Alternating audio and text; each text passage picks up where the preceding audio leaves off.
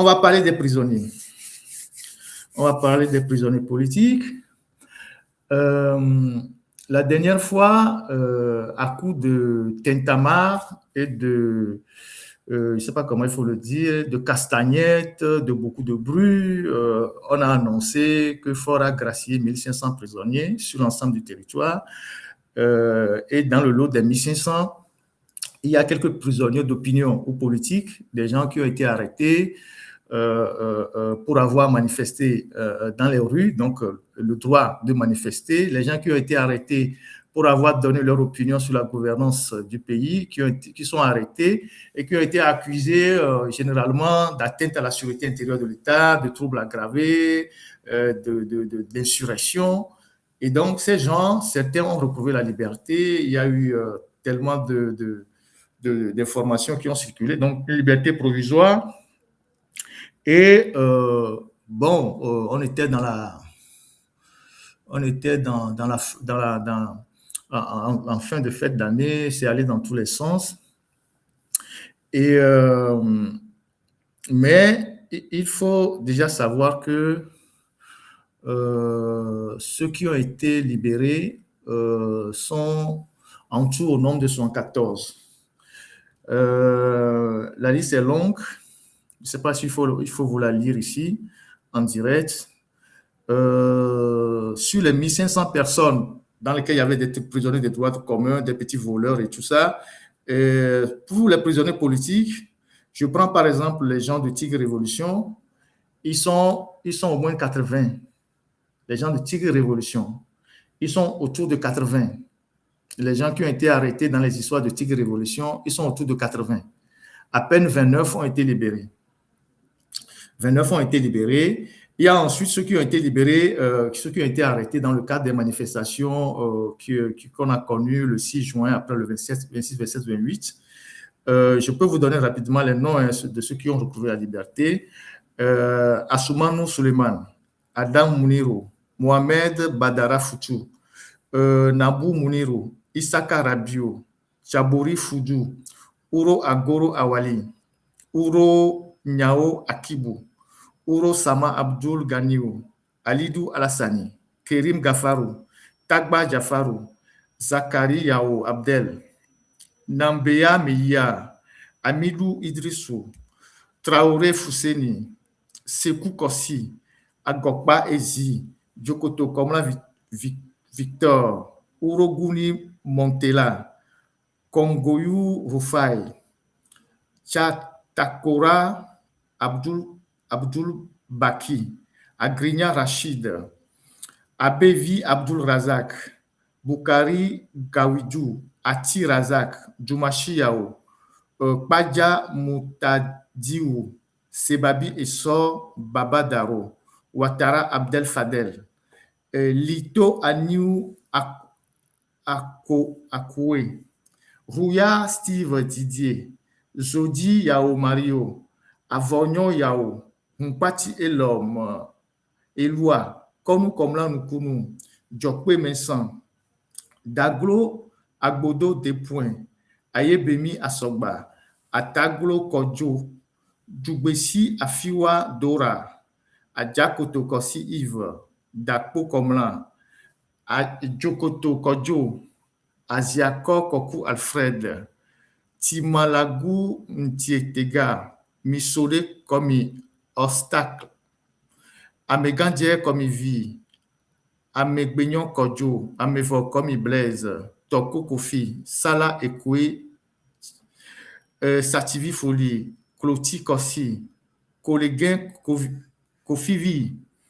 Amati Ayao Doji, Tenge Kossi, Azi Godfrey Messan, Abdou Zoukaneni, Atiso Yao Abdel, Kataka Komendega, Ketaoli Kofi Wanwe, Apevon Akushimen, Agagnon Komla Osei, Agbleze Kodjo Armand, Aziakou Komi Blaise, Kouonou Kodjo David, Katanga Amavi, Takama Sadat, Agim Ali Bidenewe, Chamie Wiyao, Bill Komi Maurice, Droan Ablam, Koumaï, Bikoni, Bio. Voilà. Donc, ce sont les 74 personnes qui ont été relâchées, qui ont bénéficié d'une liberté provisoire dans le cadre des manifestations politiques et dont les gens de Tigre Révolution. Et parmi les gens de Tigre Révolution, ils sont 84 pour être précis. À peine 29 ont été libérés. À peine 29 ont été libérés. Même parmi d'autres manifestants, il y a encore les gens qui sont en prison.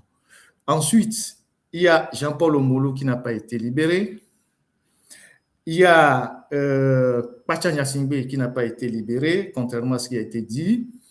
Il y a de cela un mois, il y avait des tractations avec Pacha Nyasingbe. Je pense qu'ils étaient en train de discuter pour lui imposer, je ne sais pas, des conditions à sa sortie. Il n'y a pas longtemps, il a reçu la visite du procureur militaire, mais Pacha Nyasingbe n'est pas libéré à l'heure où je vous parle. Peut-être la semaine prochaine, je n'en sais rien, mais toujours est-il que Jean-Paul Omolo n'est pas libéré, Pacha Nyasingbe n'est pas libéré, Madame Nyakade, elle n'est pas libérée.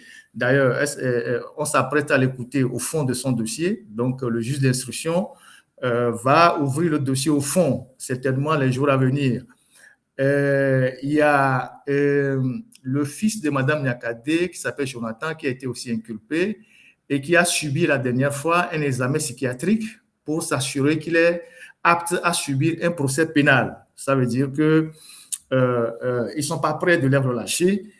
Et ensuite, il y a d'autres personnes qui ont été arrêtées. Il y a le jeune humoriste qui a tenté, qu'on appelle communément Tayo, qui est sur les réseaux sociaux, qui fait de la comédie, qui essaye de dénoncer à sa manière la malgouvernance, tout ce qui ne va pas dans sa localité, un peu partout au Togo. C'est quelqu'un que vous allez voir souvent sur TikTok qui est dans son village à Kanté là-bas, dans des conditions assez difficiles. Il fait des petites vidéos pour dénoncer le manque d'eau, la mauvaise gestion et tout, dans l'humour. Comme le dit le poète, corriger les mœurs en rien, Cassigare Ritendo Mores.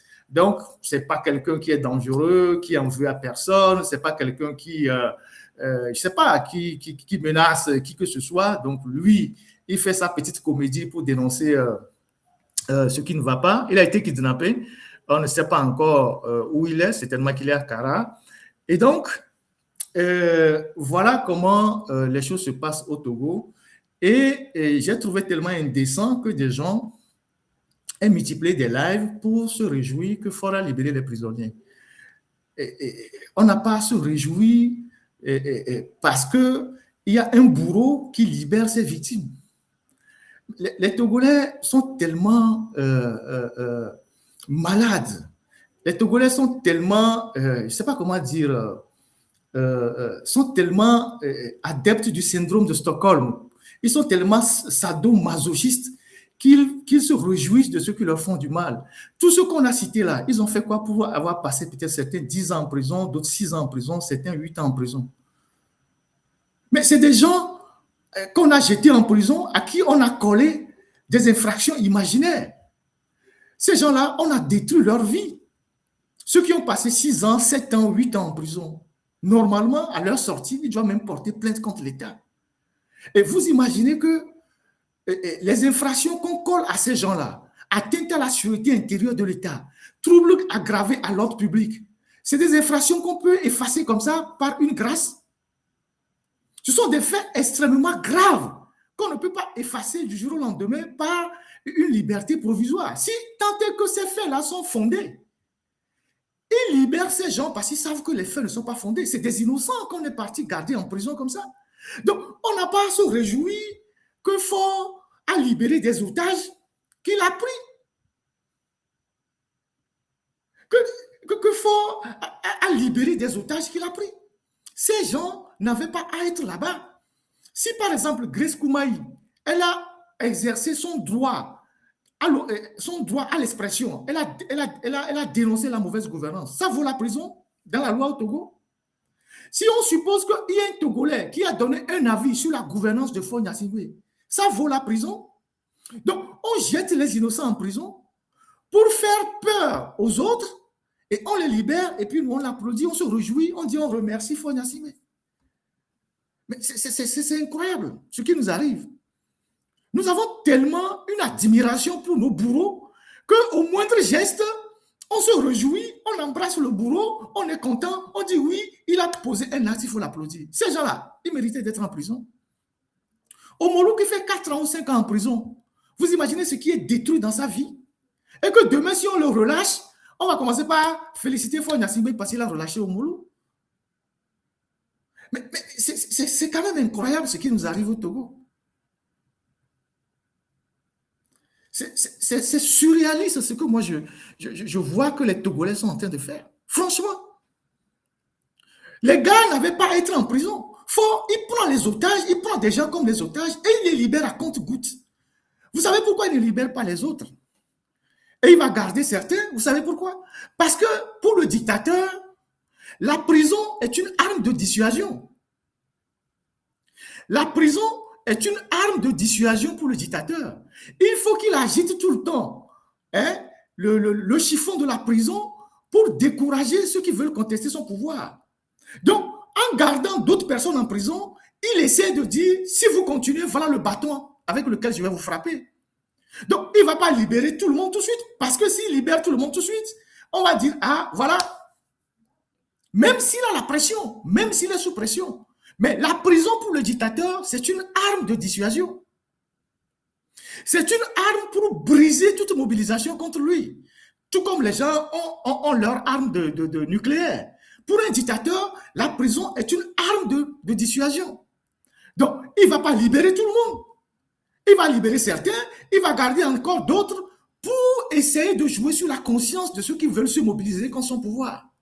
Donc, nous n'avons pas à nous réjouir de ce qu'il est en train de faire. Surtout qu'il dit qu'il leur donne la liberté provisoire. Sachant que quand il leur donne la liberté provisoire, avec les conditionnalités du doyen des juges, c'est pour les empêcher de s'engager à nouveau. C'est pour empêcher ceux qui sortent de se mobiliser à nouveau contre le régime. Sachant que ces gens-là n'ont pratiquement rien fait.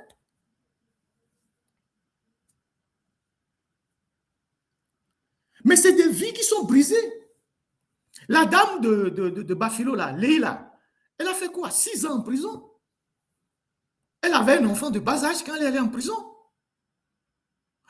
Dans un pays normal, elle se retourne contre l'État, elle porte plainte.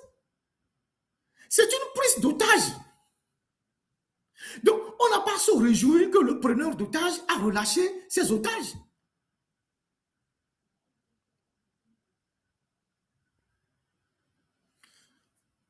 En tout cas,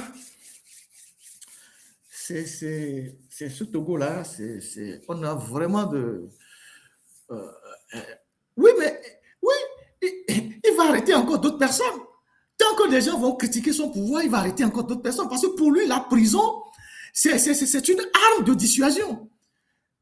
C'est l'arme qu'il dispose pour faire peur aux gens, pour terroriser les gens, pour empêcher les gens de s'engager contre son pouvoir. Tout dictateur utilise la prison pour ça. Aujourd'hui, il n'est pas prêt de libérer son frère parce qu'il ne sait pas ce que son frère pense. Si son frère sort, est-ce qu'il va se venger? Je serai à la place de Faure Gnassingbé, que je n'accepterai aucune condition. Ça fait 17 ans que je suis en prison. Il reste 3 ans. J'attends les 3 ans. Si Dieu me donne la vie, je ressors tranquillement. C'est ça la réalité. Donc, nous n'avons pas remercié Faure Gnassingbé d'avoir libéré des gens qu'il a pris innocemment et qu'il a jetés en prison. Quelqu'un comme Togo VPC vous a parlé de son frère. Il n'y a pas de délit de parenté. Son frère, ils sont allés à la maison le kidnapper et ils l'ont jeté en prison, alors que son frère ne participait à aucune manifestation. Rien du tout. Ils l'ont jeté en prison, ils ont cassé les choses dans la maison. Et vous voulez que, quand on libère ce frère-là, on va aller venir applaudir le dictateur, remercier fort? Mais non. L'humoriste qu'ils ont pris à Kanté, là, le gars qui s'appelle Kayo, là, il a fait quoi? Déjà, même si on vous liste les infractions, ce qui est reproché à ces gens qui sont libérés là, ça ne mérite pas une liberté.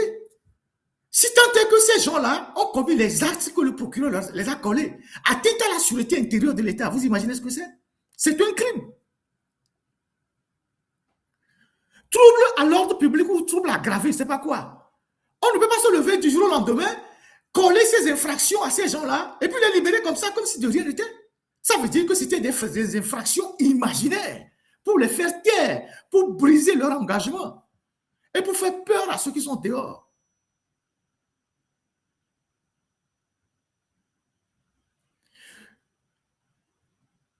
Les prisonniers politiques, le jour où les prisonniers politiques, l'affaire des prisonniers politiques va s'arrêter, c'est le jour où le régime tombe et qu'on mettra au Togo un régime qui est respectueux des droits de l'homme. Tant que le dictateur est là, il va amener les gens en prison. Tant qu'il est là, il va encore attraper d'autres personnes et va les amener en prison. Mais le jour qu'on arrête ça, c'est le jour où le régime tombe et qu'on se bat pour mettre en place un système qui évite qu'on amène des délits d'opinion des gens qui sont en prison. C'est tout. Mais tant qu'il est là, il enverra des gens en prison pour une raison ou pour une autre. C'est un régime humanicide. C'est un régime totalement humanicide.